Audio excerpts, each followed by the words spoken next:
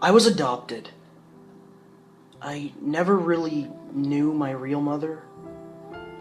Rather, I knew her at one time, but I left her side when I was too little to be able to remember. I loved my adopted family, though. They were so kind to me. I ate well, I lived in a warm and comfortable house, and I got to stay up pretty late. Let me tell you about my adopted family real fast. First, there's my mother. I never really called her mom or anything like that, I just called her by her first name, Janice. She didn't mind at all, though. I called her that for so long, I don't even think she noticed. Anyhow, she was a very kind woman. I think that she is the one who recommended my adoption in the first place. Sometimes I would lay my head against her in front of the television and she would tickle my back with her nails. She's one of those Hollywood mothers. Second, there's Dad.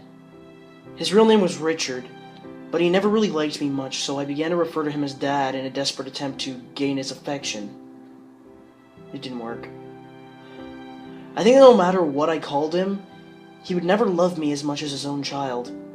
That's understandable, so I really didn't press the matter. The most notable attribute of Dad was his unmoving sternness. He was not afraid to pop his children when they did something wrong. I found that out before I could use the restroom properly. He didn't hesitate to spank me. Well, I'm in line, and it's because of his methods. Lastly is my sister. Little Emily was really young when I was adopted, so we were about the same age, but she was slightly older. I like to think of her as my little sister, though. We got along better than any siblings could possibly get along. We would always stay up late together and just talk. Well, she did a lot of the talking. I mostly just listened because I loved her. It was a great setup that we had.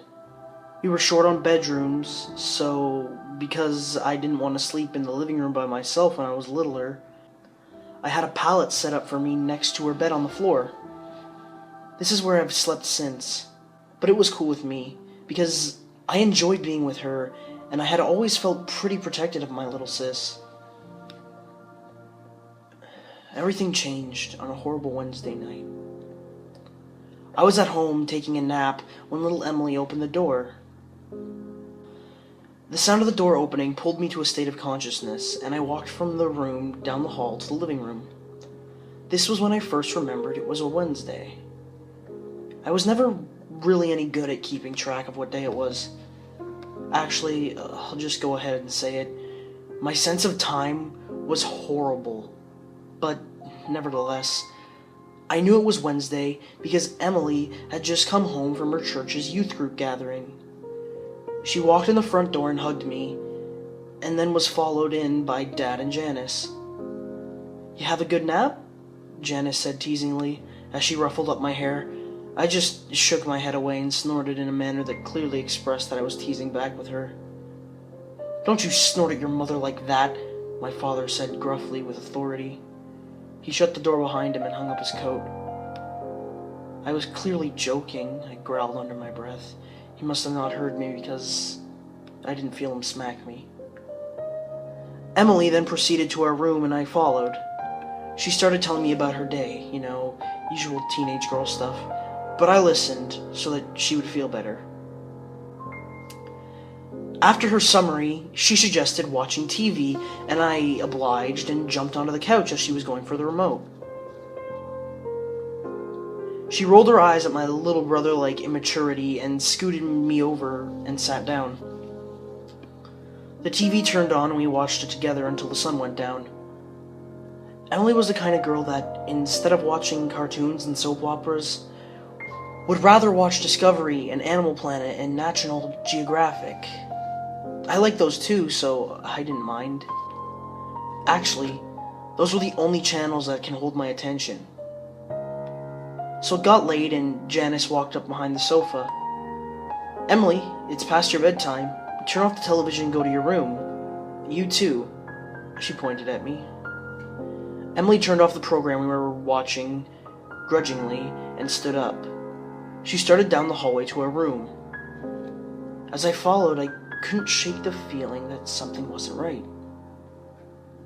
We went to her room, and Emily turned off the light. Just as she did, I caught a flash of movement out of the corner of my eye. It was out the window.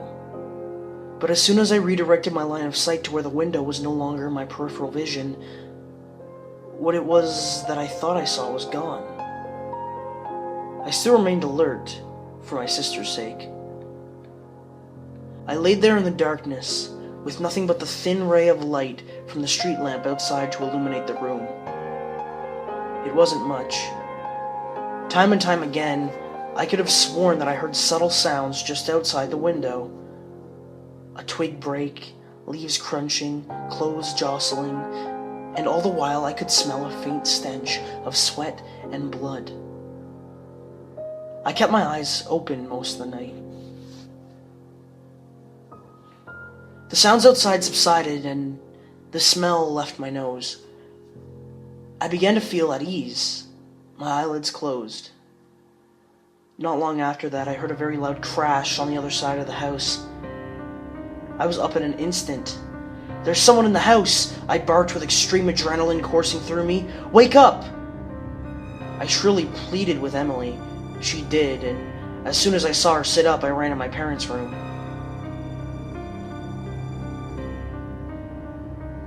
Dad was dead. His neck was splayed open and gaping as blood spilled out of it, off the bed and onto the floor. I saw that the master bathroom door was closed, and just before it, on the other side, was a man. A man. I don't feel comfortable calling it that. He was very large and rugged. He turned around and saw me, and that's when I saw him accurately for the first time. I won't forget it.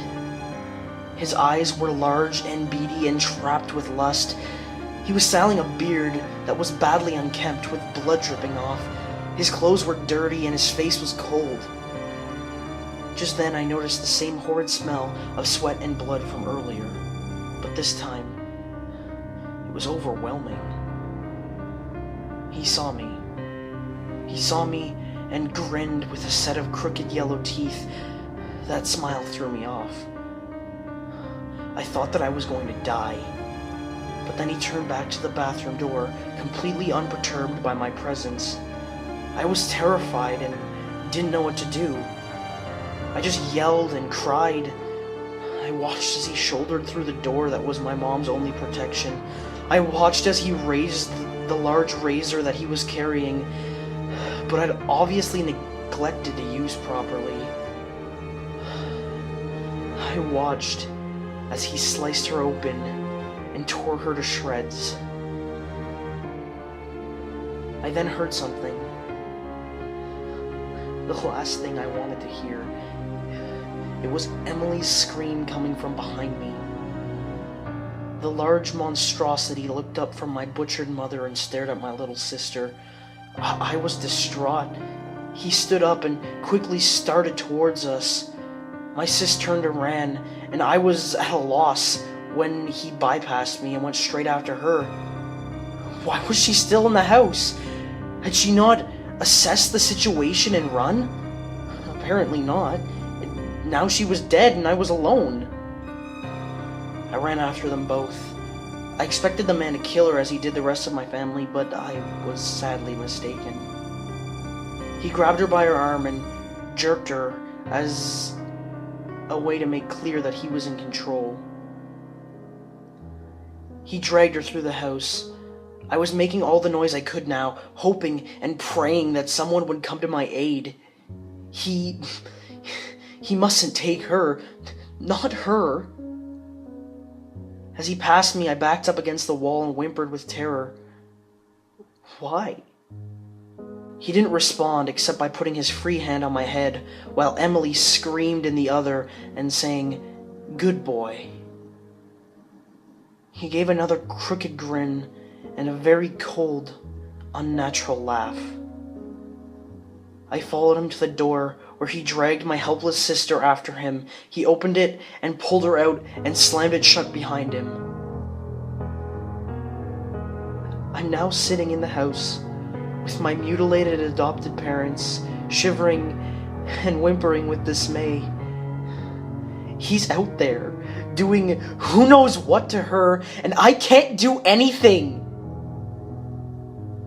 I would if I could, but I can't. I would chase after them in a heartbeat, but I can't. I sit here looking at the front door. I look down at my paws. If only I could open doors.